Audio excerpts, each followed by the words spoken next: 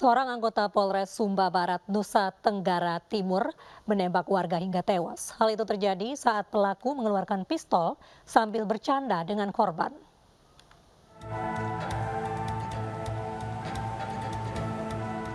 Kejadian bermula saat pelaku dan korban yang merupakan teman akrab berkumpul di rumah salah satu rekannya untuk merayakan ulang tahun. Bribtu IR yang kebetulan membawa senjata api bermaksud bercanda dan hanya menggertak korban saja dengan mengarahkan senjata ke arah perut korban. Namun tanpa diduga, tiba-tiba senjata meletus dan melukai perut korban. Korban terjatuh dan tak sadarkan diri. Korban pun langsung dibawa ke rumah sakit, namun sayang nyawa korban tidak tertolong. Sementara Bribtu IR langsung menyerahkan diri dan mengakui perbuatannya. Jadi niatnya bercanda, akhirnya menjadi kecelakaan. Mengakibatkan kawannya meninggal dunia. Dan kasusnya sementara ini ditangani oleh Polres pidananya. Ya. Hari ini tadi digelar dan hasil gelar disepakati bahwa si oknum anggota ini menjadi tersangka. Pelaku terancam pasal pembunuhan, penganiayaan berat, dan kelalaian hingga menyebabkan korban meninggal dunia dengan ancaman hukuman 15 tahun penjara. Dari Kupang, Nusa Tenggara Timur, Immanuel Kausuni, Tim iNews melaporkan. Istri saya kemudian kaget, tapi kemudian Yosua mengancam Yang Mulia. Kemudian istri saya menyampaikan dia kemudian melakukan perkosaan terhadap istri saya. Saya tahu kapan kamu bohong, kapan enggak. Cerita kamu nggak masuk di akal. Kalian karena buta dan tertuli, makanya saudara tidak mendengar dan tidak melihat.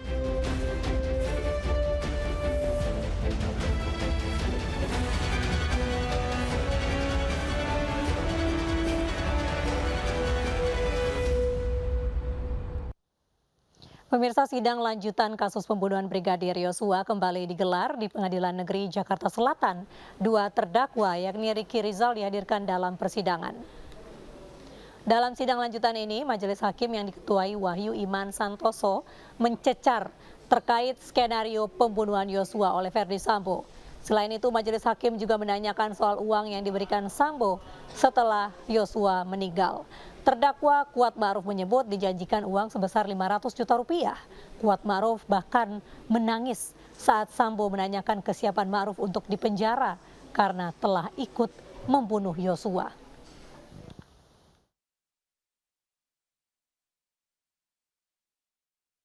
Sebelumnya saudara sering dikasih uang sama Verdi Sambo sejumlah ratusan juta begitu? Belum pernah, Yang Mulia. Belum pernah. Iya. Paling banyak saudara Verdi Sambo atau Putri Chandrawati memberikan saudara uang sejumlah berapa? Ya kalau lagi THR, Hah? lagi THR lumayan, Yang Mulia. Berapa? 10 juta. 10 juta. Jadi waktu saudara dikasih ini ada uang 500 juta, itu di dalam benak saudara apa ini? Waktu itu saya berpikiran, ini bapak saya lagi pusing kayak gini, lagi stres kayak gini, kok malah bercanda pikir saya waktu itu. Tapi uangnya ada. Saya nggak ngeliat orang di dalam amplop. Oke. Dan bilangnya 500 kok amplopnya segitu gitu. Terus? Saya nggak megang, Yang Mulia. Saudara nggak megang? Nggak megang. Tapi dijanjikan memang ada uangnya? Iya. Itu akan diberikan kapan? Nggak tahu bapak ngomong apa, saya lupa. Tapi yang jelas itu penghargaan pada saudara adalah 500 juta. Iya, ditunjukin. Untuk Richard 1 miliar. Iya, ngomong begitu. Untuk Ricky 500 juta. Betul.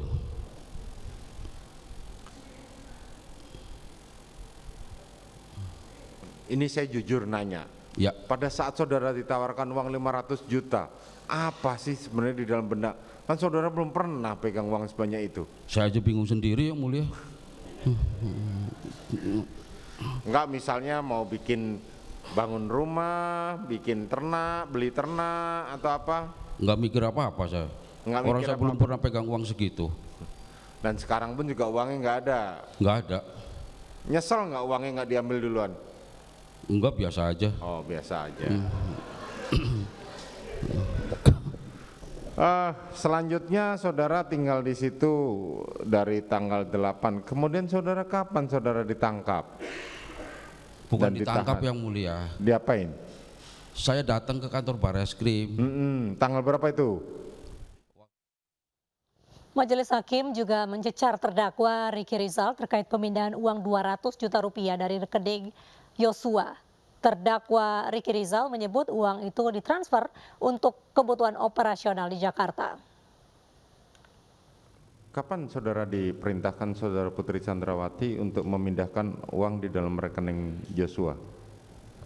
Mohon maaf yang mulia, itu kami ralat. Jadi pada tanggal 10 atau 11 saya lupa. Bukan malam itu juga? Bukan yang mulia. Oke.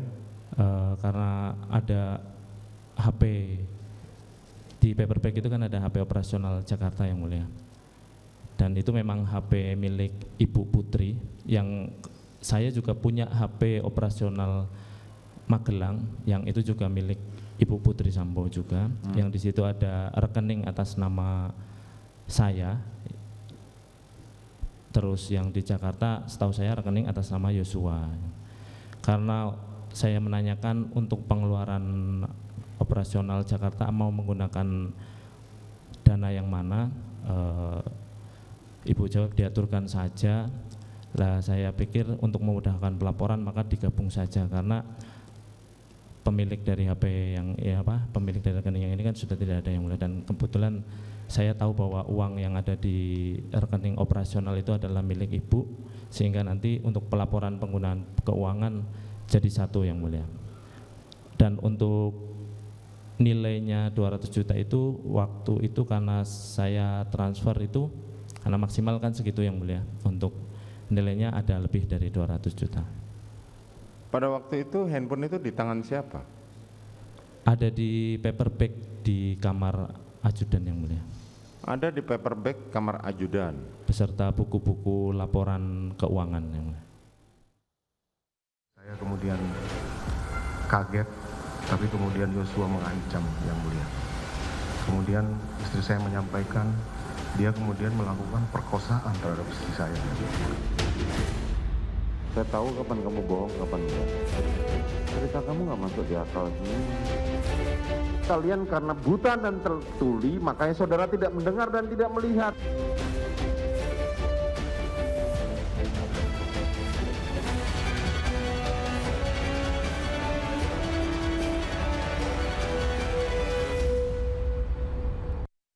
Pemirsa, besok PDI Perjuangan akan merayakan hari ulang tahun ke-50. Dalam acara itu, Ketua Umum PDI Perjuangan Megawati Soekarno Putri akan memberi sebuah kejutan.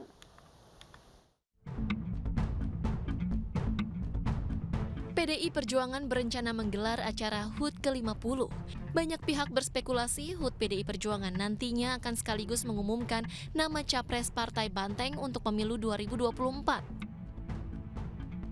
Pasalnya, hingga kini PDI Perjuangan belum buka suara terkait pencapresan. Sekretaris Jenderal DPP PDI Perjuangan, Hasto Kristianto, mengatakan bahwa Ketua Umum partainya, Megawati Soekarno Putri, menyiapkan kejutan menarik. Ya ini kan banyak, ya ini prosesnya kan sudah panjang, dan Ibu itu mencermati secara detail. Jadi apa disampaikan Mbak Puan tadi bahwa Ibu Mega memang sudah mengantongi nama calon, apakah nama-nama ini jamak atau sudah mengerucut menjadi tunggal, itu Ibu Mega. Hal ini dikatakan Hasto, Ibu Megawati Soekarno Putri sering menampilkan berbagai kejutan-kejutan di dalam peringatan HUT partai. Selain itu, Hasto juga mengatakan beliaulah yang oleh mandat Kongres mendapat kewenangan untuk mengumumkan siapa yang akan menjadi capres dan cawapres dari PDI Perjuangan. Namun demikian, Hasto belum mau membocorkan apa kejutan terkait pengumuman capres partainya atau hal lain saat acara hari ulang tahun partai pada 10 Januari esok.